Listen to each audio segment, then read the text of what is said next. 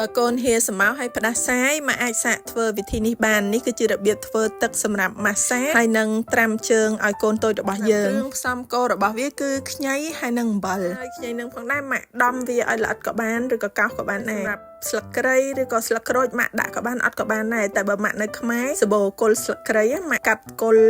ដំដាក់ឲ្យច្រើនទៅក៏ល្អដែរក្នុងហ្នឹងយើងមានបន្ថែមអំបិលជិត1ស្លាបព្រាដែរហើយម៉ាក់ដាក់រំងាស់វា10ទៅ15នាទីទៅម៉ាក់យកវាទុកឲ្យអ៊ុនៗហើយចាំយកមកដាក់ត្រាំជើងកូនក៏បានឬក៏លាយទឹកត្រជាក់បន្តិចក៏បានដែរពេលដែលម៉ាក់កំពុងតែត្រាំជើងកូនហ្នឹងម៉ាក់កុំភ្លេចជួយម៉ាស្សាជើងឲ្យកូនផងវិភូថ្ងៃនេះគាត់ហូរសបាវ